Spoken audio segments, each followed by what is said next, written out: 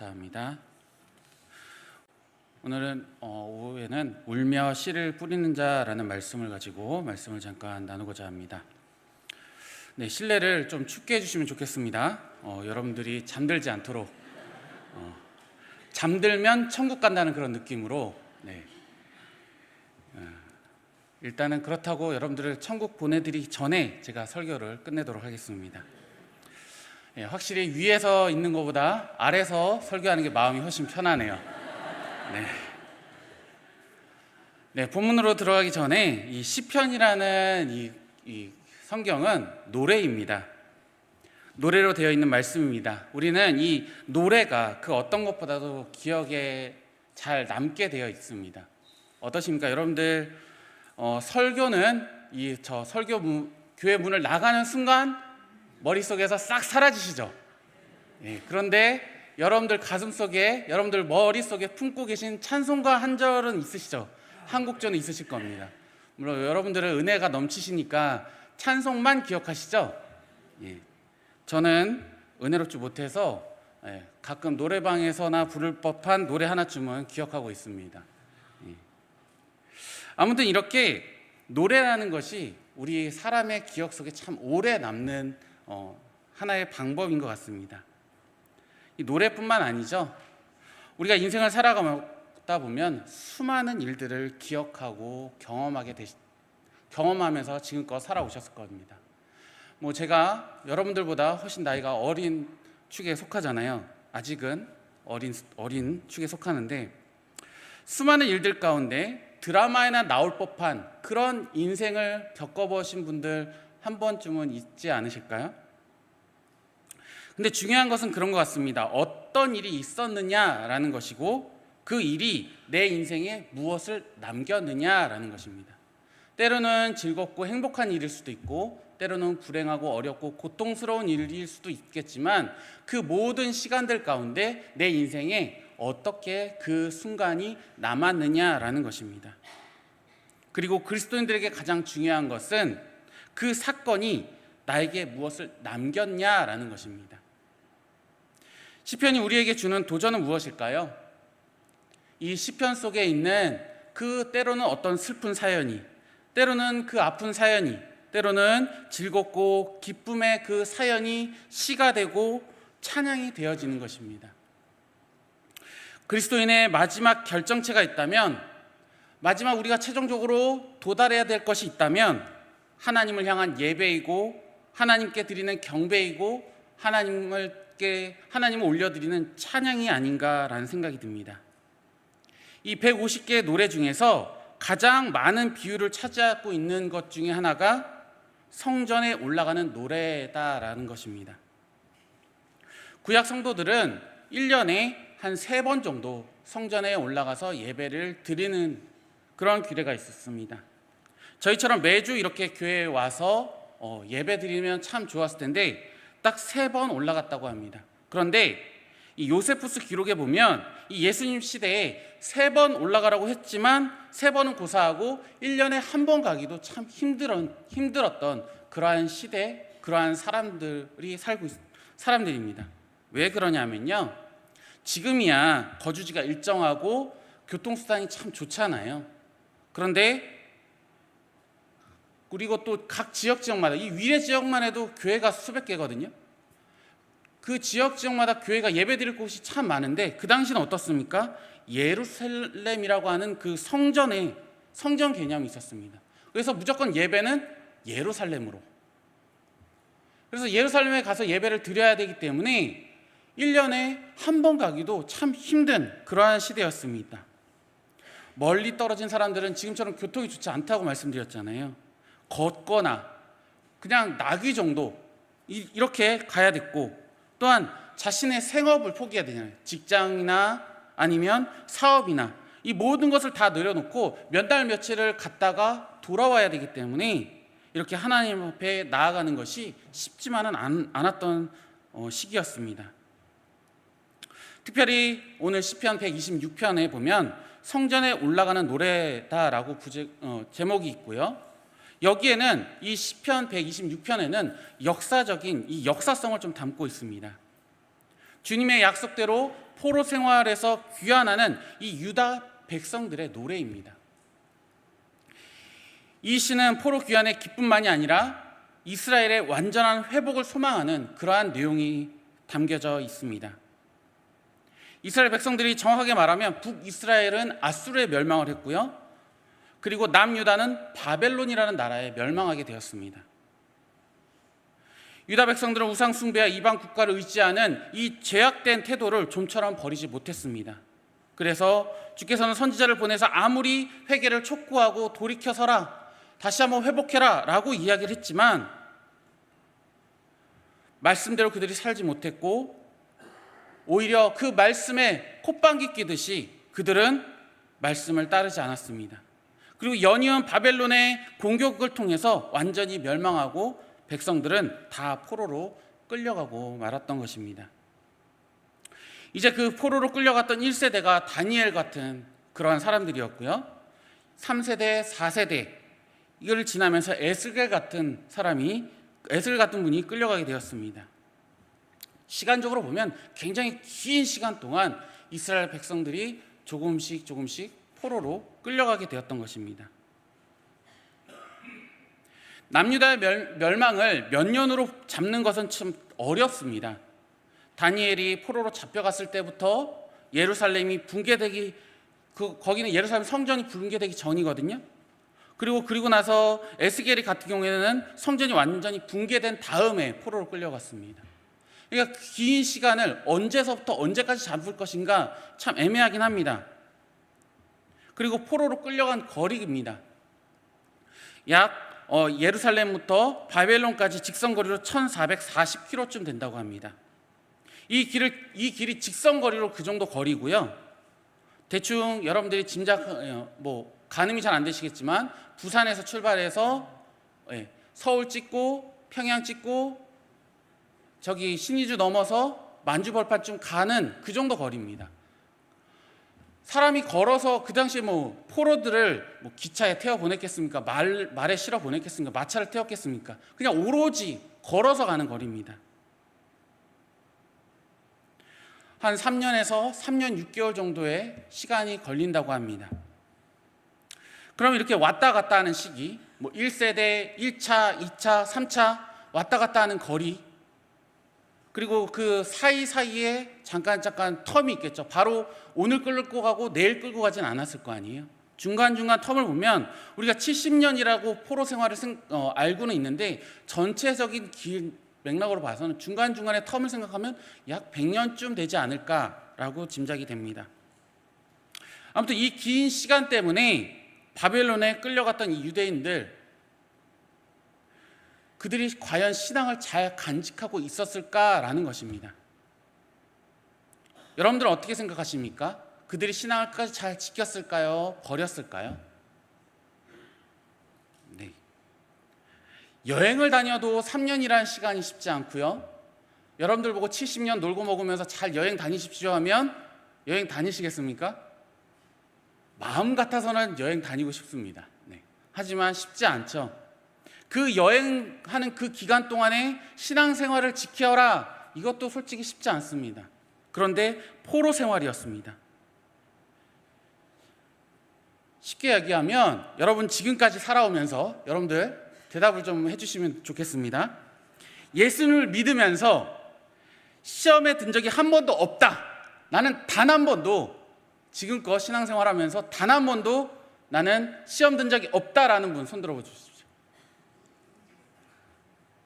없으세요?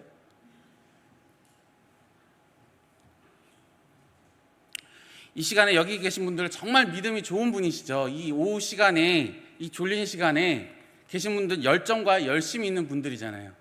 그런 분인데도 불구하고 한 번쯤은 시험에 들기 마련입니다. 그죠? 그런데 우리가 신앙생활을 하면서 어떨 때 주로 시험에 들게 됩니까? 기도하고 마음을 쏟고 충성을 다했는데도 불구하고 하나님이 내 기도를 안 들어주실 때, 그때 참 마음 속상하시잖아요. 여러 모양으로 분명히 수고했고 헌신했고 열심을 내고 있습니다. 그런데도 불구하고 하나님께서 내 기도를 들어주지 않으실 때, 하나님이 오히려 내 기도를 들어주시는 게 아니라 누군가에게 욕먹게 하시고 비난 듣게 하시고 조롱받게 하시면 시험 들만 하잖아요. 아니, 열심을 내고 헌신하고 수고하고 헌금도 많이 내고 열정과 열의를 다해서 했으면 하나님께서 좀 인센티브도 주시고 어드밴티도 좀 주셔서 어떠한 어려움이 닥쳤을 때 딱딱 잘 해결해 주시면 얼마나 좋겠습니까? 자녀가 시험을 보는데, 예를 들어서 내 자녀가 시험을 보는데 정말 중요한 시험이에요. 근데 그날따라 정말 열심히 준비했는데도 불구하고 컨디션이 너무 안 좋아서 응급실에 실려가게 된다면 여러분 어떨 것 같습니까? 나의 일이면 좀 덜 할 텐데 내 자녀, 내가 사랑하는 자녀의 일이라면 더 속상하고 더 마음 아프실 거잖아요.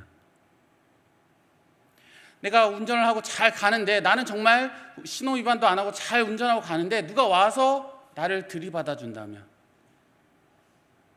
그래 놓고는 네가 잘못했다고 한다면, 저도 가끔 그 생각을 합니다. 내 차를 고치기 위해서 누가 좀 내 차를 좀 받아주셨으면. 근데 내가 잘못한 거 아무것도 없는데 나에게 뭔가 피해가 오고 어려움이 닥쳐온다면 살면서 이런 일 저런 일 없을 수 없지 않습니까? 시험 들 일 참 많은 것 같습니다. 설명할 수 없는 수많은 일들이 우리 인생을 덮칠 때가 얼마나 많습니까? 이 남유다 백성들도 마찬가지였습니다. 포로로 끌려간 사람들은 그래도 남유다에서 엘리트 그룹들이었습니다. 왜냐하면 그 당시 글을 좀 읽을 줄 알고 지도력을 갖고 있는 사람들을 그 사람들을 모아서 포로로 먼저 데려갔습니다.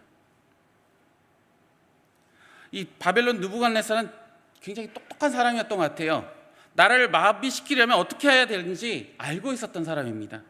지도력 있고 머리가 똑똑한 사람을 다 뽑아가지고 독립전쟁도 못하도록, 그래서 왕족과 귀족과 똑똑한 사람들 다 뽑아가지고 데려갔습니다. 그래서 처음 불려갔다는 사람이 다니엘 같은 사람이었죠. 어떤 민족이든 어떤 출신이든 상관없이 일단 똑똑하고 리더십이 있는 사람들 다 데려갔습니다. 그리고 바벨론이라는 그 거대 제국 안에서 사용될 수 있도록, 자신을 섬기면서 자신의 나라를 배반하지 못하도록 그렇게 했습니다. 소위 말해서 탕평책을 썼다라고 얘기하죠. 대부분 신앙들을 다 버렸습니다. 이렇게 호화호식을 누리면서 다 신앙을 버리는 그런 상황입니다. 근데 다니엘서 1장 8절에 보니까 다니엘은 뜻을 하나님께 정했다라고 말씀하고 있습니다.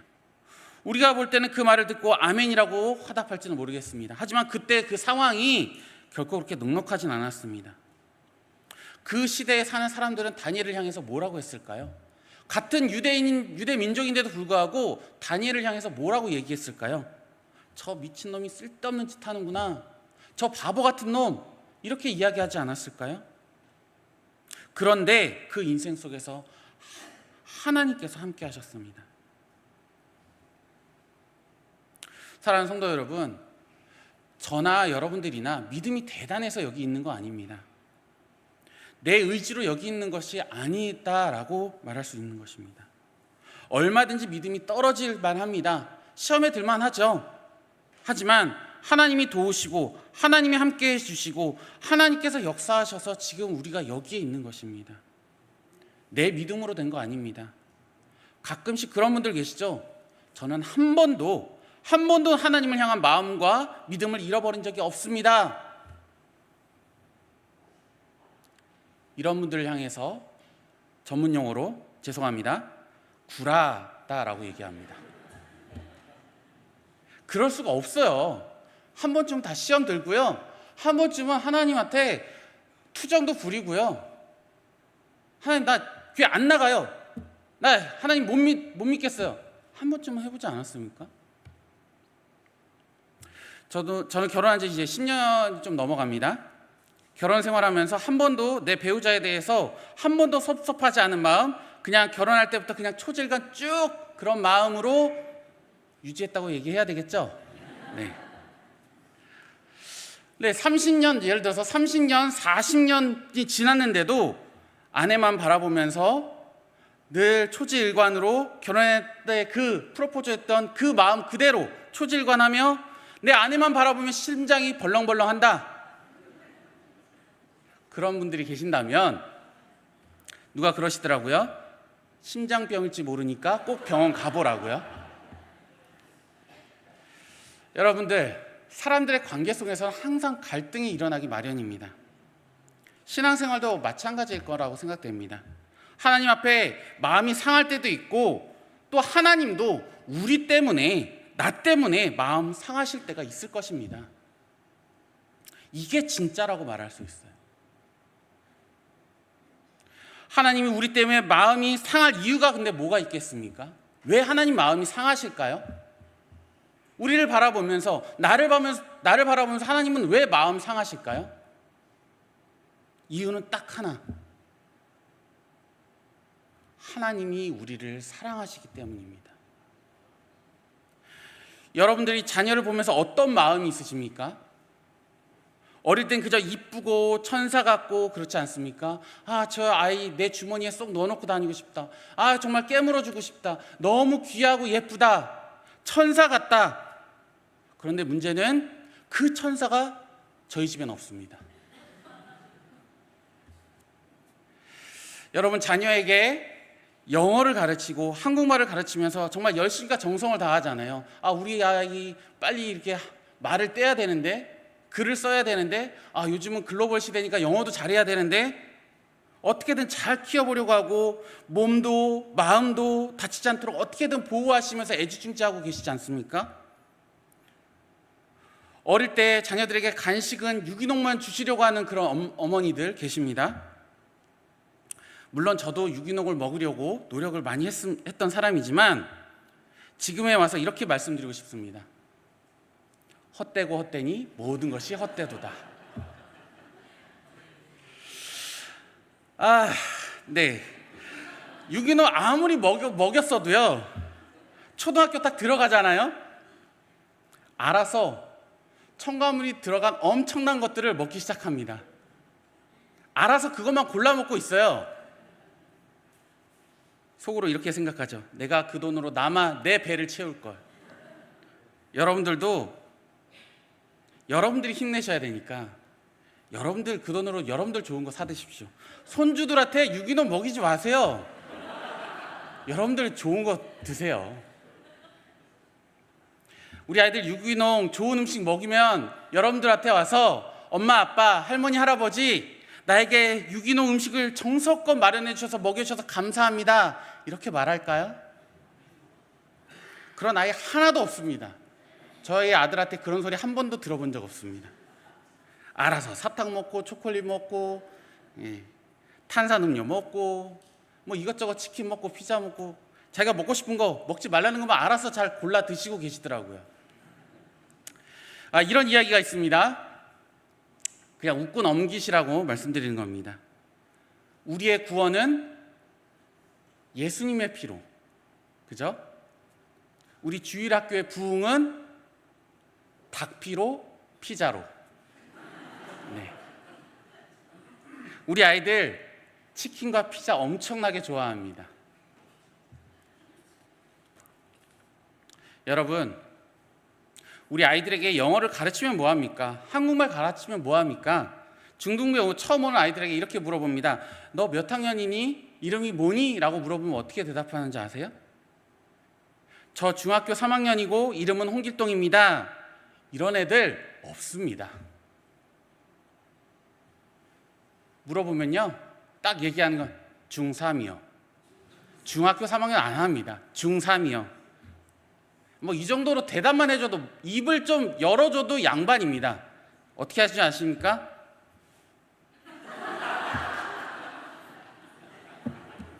그냥 수화를 합니다.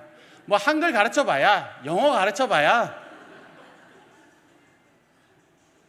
저희 아들도 이제 9살인데요.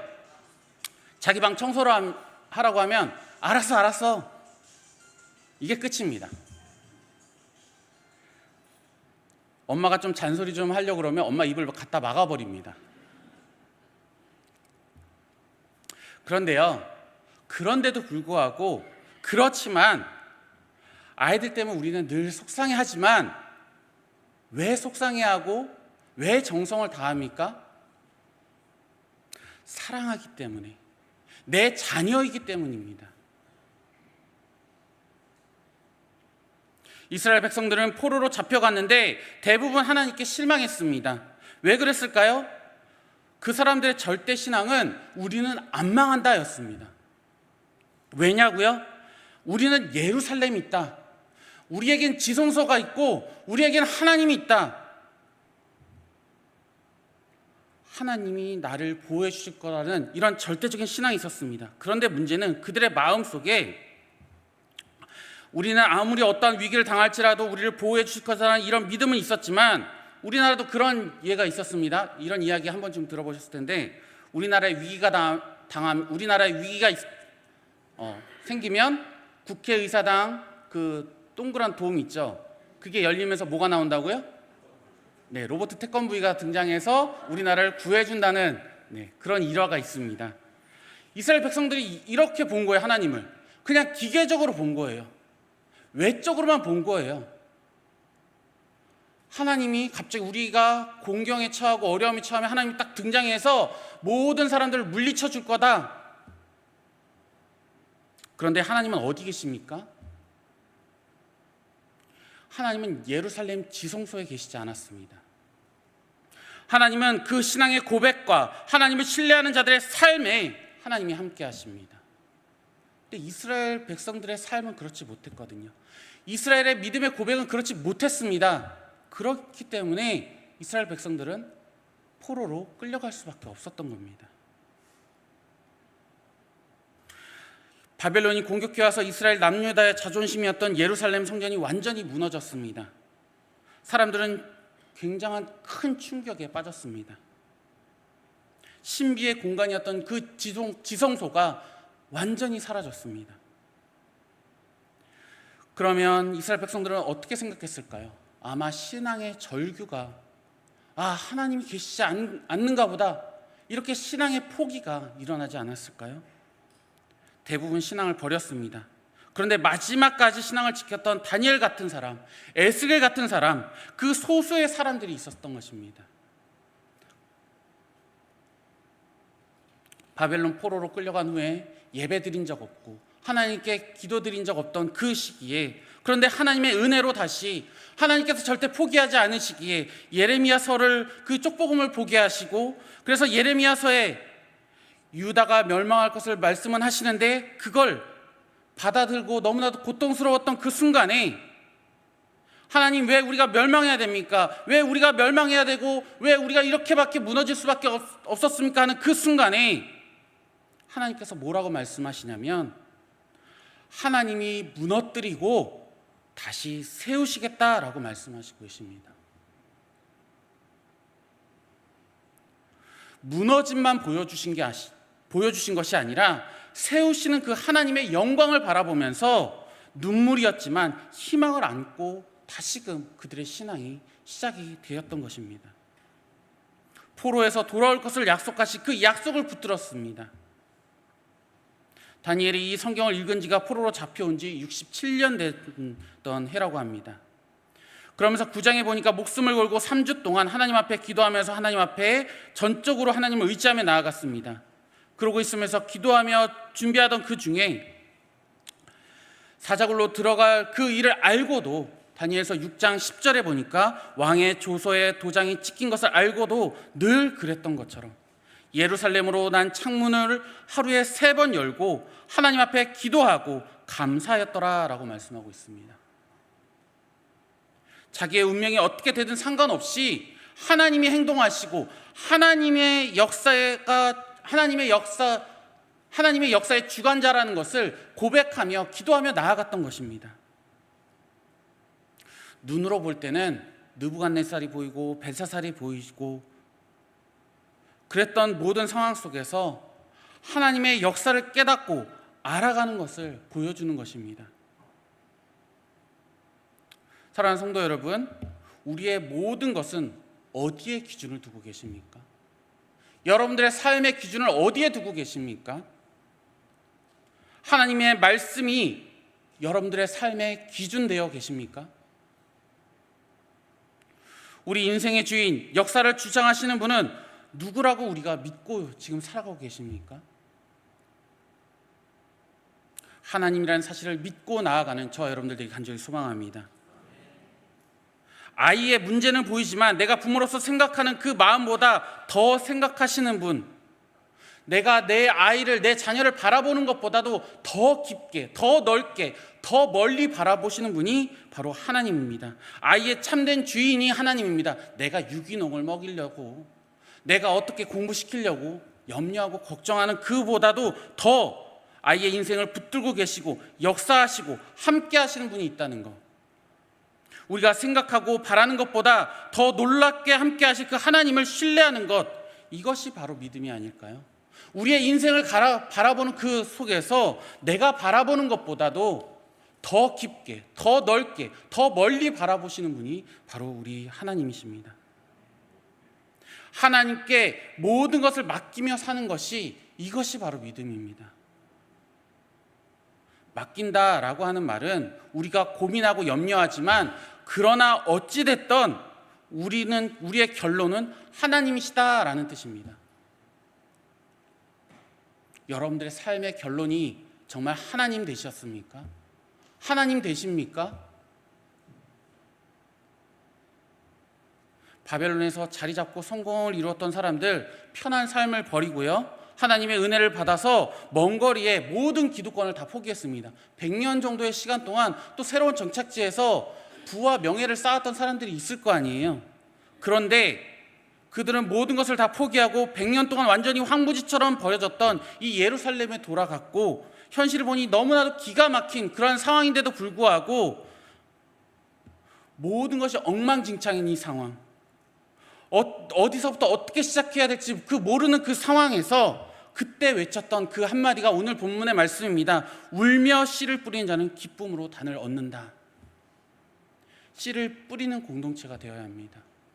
어떠한 상황 속에서도, 어떠한 환경 속에서도, 어떠한 위치에서도 하나님의 말씀을 의지하며 내 믿음으로 씨를 뿌리는, 울며 씨를 뿌리는 그러한 나 한 사람, 우리 모두가 되어야 할 것입니다.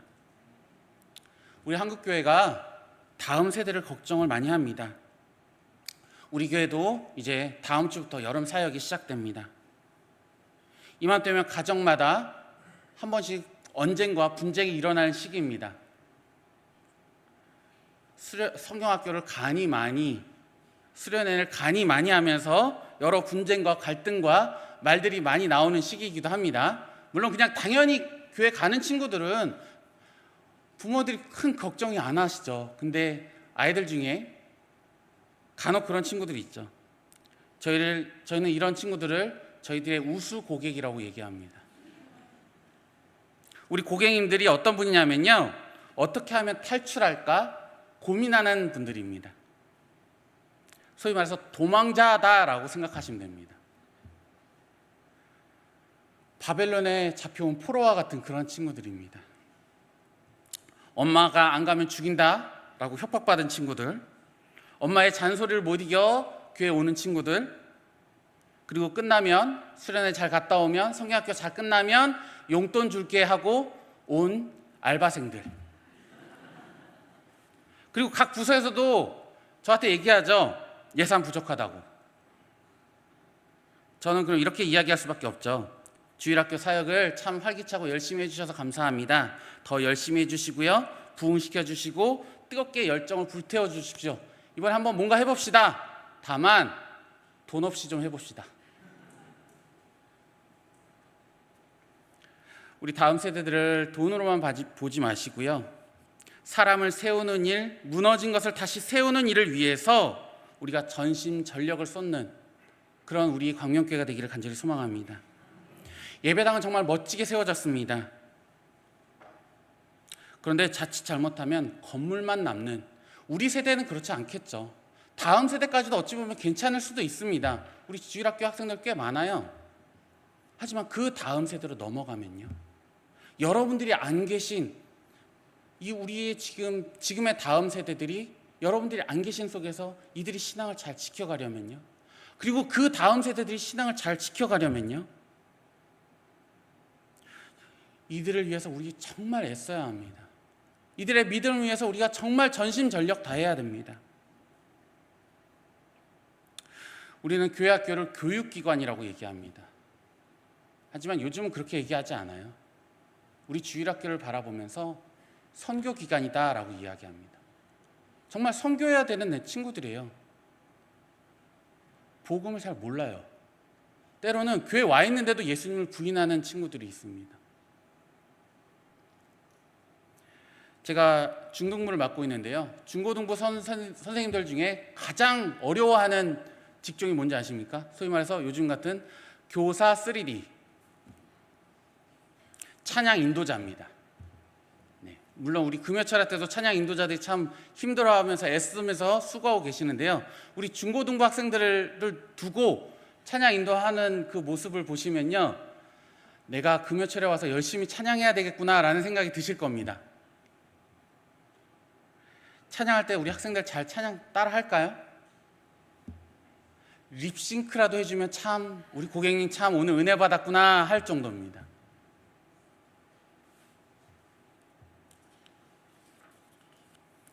우리의 삶 속에서 여러 가지 일들이 있고 그 수많은 사건들 속에서 우리가 기억해야 될 단 한 가지가 어떤 것일까요?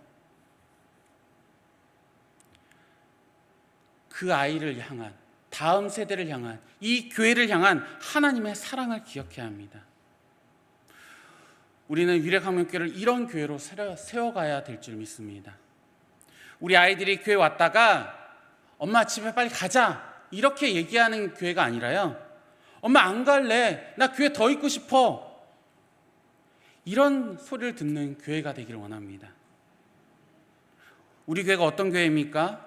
선생님의 눈빛 하나, 선생님의 그 사랑 하나, 나를 기다려준 그 인내 하나, 따뜻한 말 한마디와 눈빛과 정성과 땀방울과 헌신이 모여져서 세워져 가는 교회입니다. 그것이 복음이고 그것이 부흥됨입니다.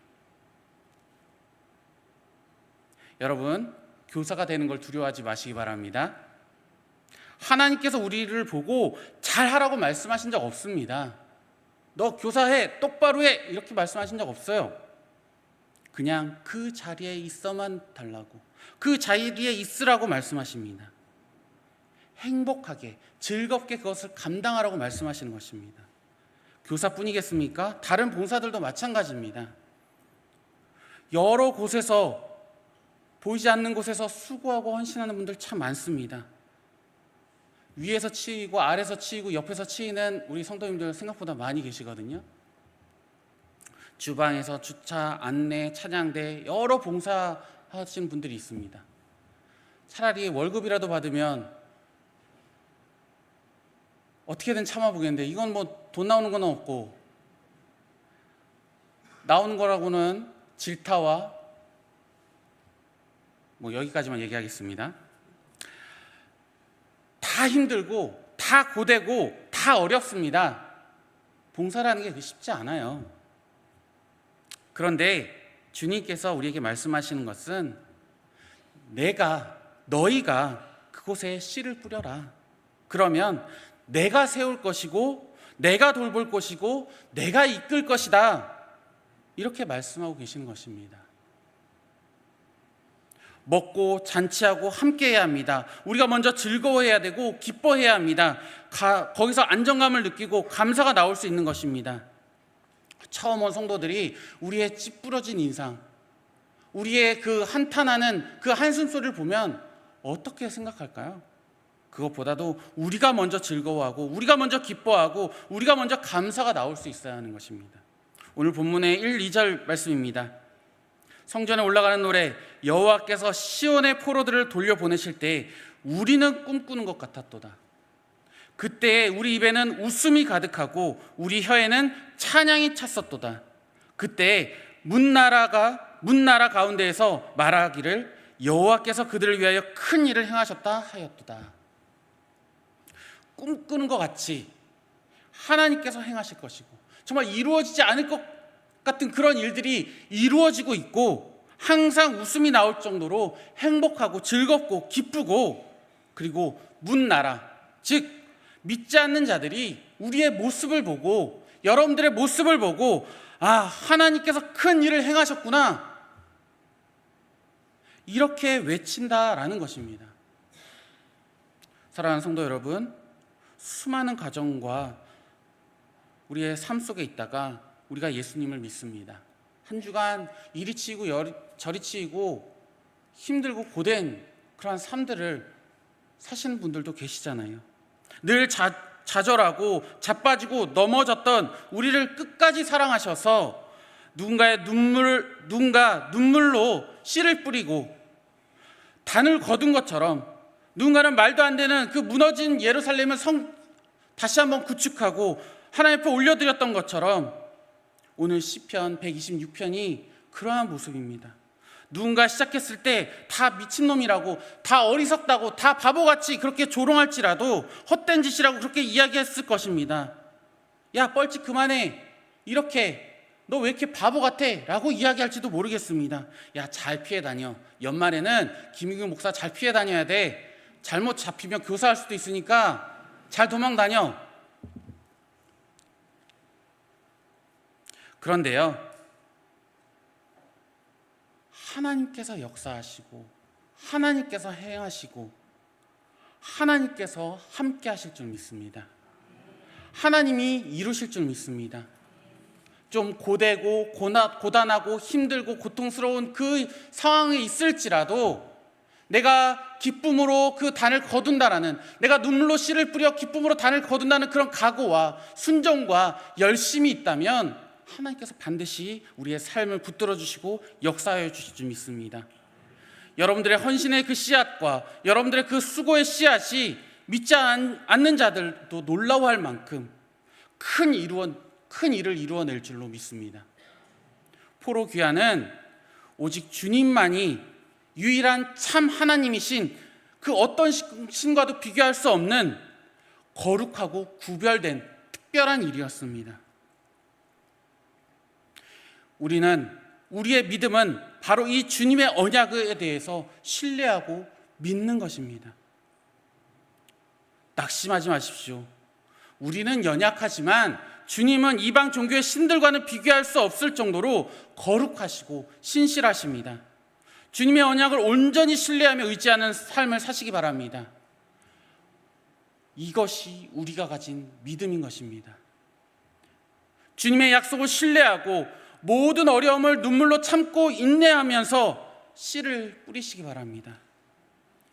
정녕 기쁨으로 단을 거둔다. 반드시 기쁨으로 단을 가지고 돌아오게 된다. 이러한 소망을 품고 딱딱하게 굳은 땅을 귀경하는, 그리고 그곳에 씨를 뿌리는 저와 여러분들 되길 간절히 소망합니다. 사랑하는 성도 여러분, 동참해 주십시오. 힘을 실어 주십시오. 부족하다고 물러서지 마시고요, 순종해 주십시오. 부족하지만 순종하겠습니다. 이러한 마음으로 함께해 주시길 부탁드립니다. 성경에는요, 똑똑한 사람만 부르신 거 아닙니다. 하나님은 아브라함을 75세에 부르셨고요, 모세도 80세에 취업시키셨습니다. 고린도전서 1장 26절에서 29절 말씀입니다. 형제들아, 너희를 부르심을 보라. 육체를 따라 지혜로운 자가 많지 아니하며 능한 자가 많지 아니하며 문벌 좋은 자가 많지 아니하도다. 그러나 하나님께서 세상의 미련한 것들을 택하사 지혜 있는 자들을 부끄럽게 하려 하시고 세상의 약한 것들을 택하사 강한 것들을 부끄럽게 하려 하시며 하나님께서 세상의 천한 것들과 멸시받는 것들과 없는 것들을 택하사 있는 것들을 폐하려 하시나니 이는 아무 육체도 하나님 앞에 자랑하지 못하게 하려 하심이라.